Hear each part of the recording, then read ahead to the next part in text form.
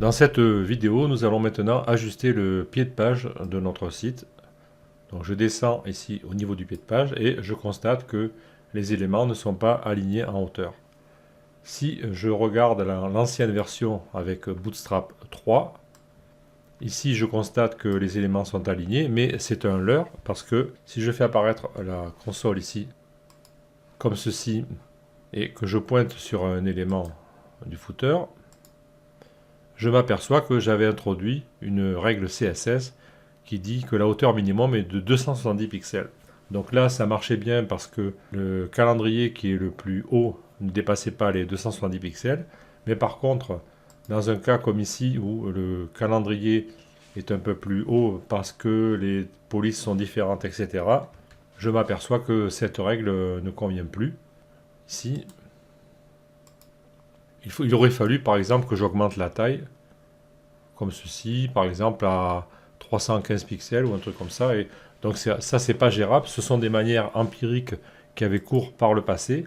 Et maintenant, nous allons résoudre tout ce genre de problème avec Flexbox, encore une fois. Donc je reviens dans le code CSS, je vais éliminer cette règle qui était à la ligne 122 de mon fichier style.css. Donc je retourne au niveau du code, je me positionne ici sur le fichier style.css à la ligne 122 et je vais donc enlever cette règle. Alors pour l'instant je vais commenter la ligne et j'effacerai tout lorsque j'aurai fini mes modifications. C'est une manière plus sage car ça évite de faire des erreurs trop vite et on peut toujours revenir en arrière et à la fin quand on a vraiment mis au point notre code, à ce moment là on peut refaire le tour de nos fichiers et effacer tous ces commentaires pour avoir un fichier plus réduit. Donc j'enregistre. Je reviens au niveau du site, je recharge. Là, je vois que tous mes éléments ont des tailles différentes. Je vais régler ça en revenant dans le code. Je vais examiner le fichier footer.php, puisque c'est lui qui contient le footer. Je vais me remémorer que le footer était géré par la fonction dynamic sidebar. Les éléments vont se trouver dans le fichier function.php. Je me positionne donc sur ce fichier. Je suis déjà dans la zone concernée ici, la zone qui crée les widgets, et je vais agir sur la balise div qui se situe juste avant le widget ici. Je rajoute une classe deflex, encore une fois. Vraiment, Flexbox nous résout plein de problèmes. J'ai rajouté la classe deflex dans la balise d'ouverture div qui contient le widget. J'enregistre, je reviens sur le site, je rafraîchis.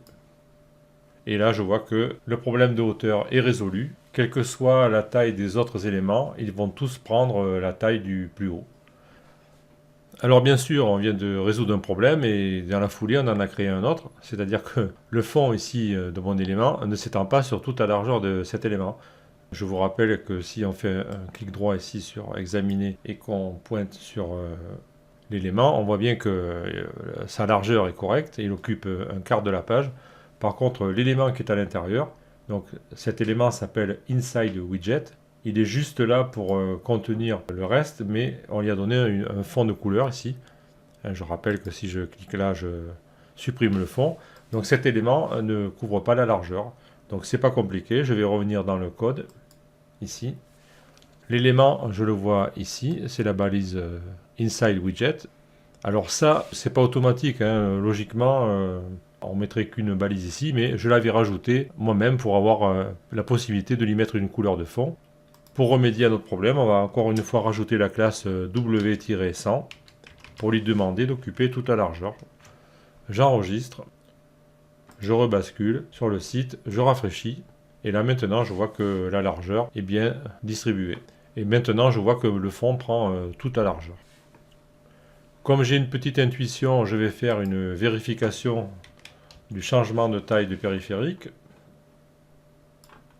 Alors là, encore une fois, on se retrouve au même problème avec le glissement des points de rupture entre Bootstrap 3 et Bootstrap 4. Donc là, nous sommes, je pense, en médium et il faudrait le passer en large. Donc je reviens ici dans le code. Voilà, nous avons une rupture à MD3. Il faudrait que je passe à LG, comme ceci, pour maintenant avoir une répartition plus jolie avec deux éléments par ligne. Je reviens en taille normale. Je m'aperçois aussi, encore une fois, si je refais apparaître le débugger ici, le titre du mois n'apparaît plus au-dessus des jours, comme c'était le cas ici, dans le tableau initial. Si j'inspecte cet élément ici, je m'aperçois qu'il y a une balise CSS Caption et la valeur de Caption Side est à bottom. Si je supprimais cette balise ici, ou bien si je changeais sa valeur par top, je m'aperçois que le titre reviendrait en haut. Donc il faut que je crée une classe inside widget par exemple, et je vais cibler les captions et je vais lui dire d'attribuer à la propriété CSS caption side la valeur top. Donc je recharge ici, je reviens dans mon CSS, donc style.css, je vais chercher si j'ai une balise, donc j'ai dit, comment j'ai dit que je l'appelais déjà, inside widget. Je ne sais plus si j'ai utilisé cette balise, donc je vais faire CTRL F widget.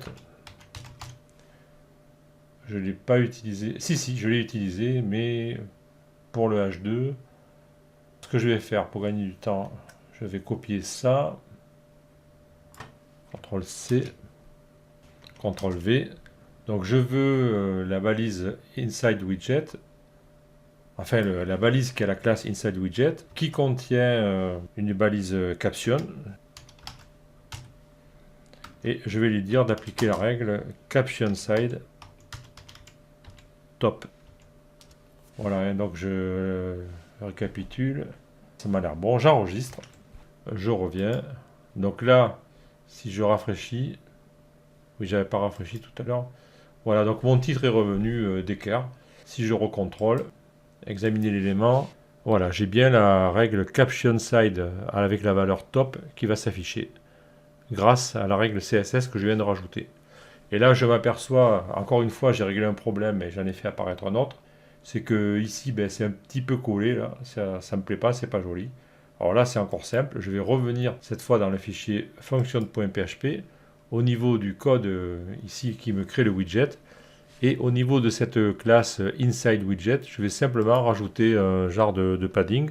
Donc même principe que les marges. On tape P pour padding. Je le veux en bas, donc en bas c'est bottom en anglais, donc B.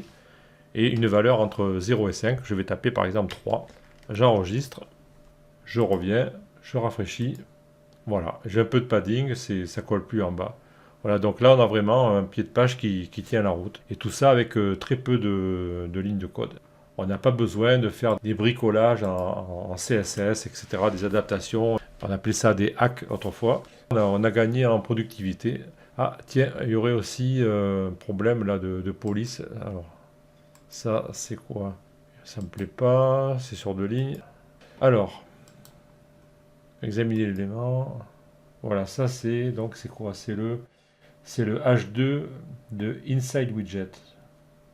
Je vais tester la valeur que je voudrais donner à la font size. Donc je fais font size ici. Je me place dans la règle existante. Bon, je vais mettre 1 rem par exemple. Bon, 1 rem ça fait pas beaucoup. Voilà, 1,15. Bon, là je fais au pif. Qu'est-ce qui se passe? On dirait que c'est pas. On dirait qu'il n'y a pas la même hauteur là. Bon, je vais déjà corriger ça. Donc le H2 qui est dans Inside Widget, je vais lui dire d'avoir une font size de 1 rem. Donc là je rafraîchis pour reprendre l'erreur. Je reviens donc dans le CSS. Ah ben le H2, je lui avais déjà donné une taille. Enfin, j'avais déjà créé une règle pour lui. Donc je vais profiter de cette règle. Et on est bien d'accord, c'est le H2 qui est à l'intérieur de Inside Widget, qui lui-même est à l'intérieur de Wrap Widget dans le footer. Donc j'ai déjà une règle CSS qui est créée. Je vais rajouter une propriété, donc font size 1,15 rem.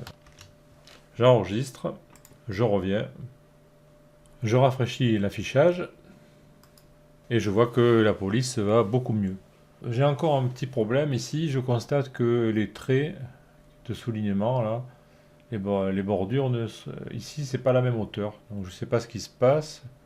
Je vais inspecter l'élément, je vais inspecter, donc je vais prendre cet outil ici là. Donc, je vais inspecter celui-là, Donc là, apparemment, il y a une marge interne, un padding, hein. Je vous rappelle que ici, en violet, c'est le padding, donc la marge interne qui s'affiche, et en jaune, c'est la marge externe. Donc là, apparemment, le padding du haut ne s'affiche pas. Donc je vais revenir dans le CSS. L'élément en question, c'est celui-ci, Inside Widget, il s'appelle. Donc là, j'ai bien mis du padding à la main. Alors, j'ai une petite idée, parce que ça, c'est l'élément le plus haut. Je me demande si c'est pas un problème lié au Flexbox. Je vais prendre l'élément qui est au-dessus ici, et il a la classe dflex. Je vais invalider temporairement ici le display égale flex. Et voilà, donc je vois bien que ça venait de là. Là, j'ai mon padding qui est revenu. Ici, vous voyez que le padding en haut, on a un petit trait violet. Si je reviens avec la propriété display flex, ce padding disparaît. Alors je pense que c'est peut-être lié au pourcentage ici. Peut-être que 2%, il tombe sur une valeur trop basse. Je ne sais pas trop. Alors ce que je vais faire, je vais remplacer cette valeur en pourcentage ici par une valeur en pixels. Par exemple 10 pixels. Je vais laisser le pourcentage sur la largeur, parce qu'apparemment ça ne gêne pas. Donc j'enregistre, je reviens, je rafraîchis, et bingo, c'était ça. Maintenant tous mes traits sont alignés. Si je reviens ici en inspection, donc sur le Inside Widget, j'ai bien mon padding en haut et en bas. Et j'ai un padding plus important en bas, on le voit, hein, rappelez-vous, parce que j'ai rajouté la classe PB3 qui, elle, me donne un padding de 1 rem. Et si je veux savoir à quoi ça correspond, ici je vais sur l'onglet calculer et je vois que le padding du bas c'est 16 pixels et celui du haut c'est 10 pixels comme j'ai mis. Donc là je ne sais pas pourquoi, il y a eu un problème de calcul. Ça veut dire qu'il faut se méfier avec ces nouvelles techniques, hein. Ça marche, mais il y a des petits bugs ou des trucs qu'on ne comprend pas trop au début et il faut pallier. Ben là le simple remède ça a été de changer une valeur en pourcentage par une valeur en pixels. Donc je crois que nous en avons fini avec ce pied de page. Nous allons terminer cette vidéo là-dessus. Et je pense que dans la prochaine vidéo, nous allons conclure ce tutoriel en parlant des images responsives. On va voir 2 ou 3 modifications à faire. Et je pense qu'on aura fait le tour de la question. On fera un petit récapitulatif pour terminer. Voilà, je vous donne rendez-vous dans la vidéo suivante pour conclure ce tutoriel. A tout de suite.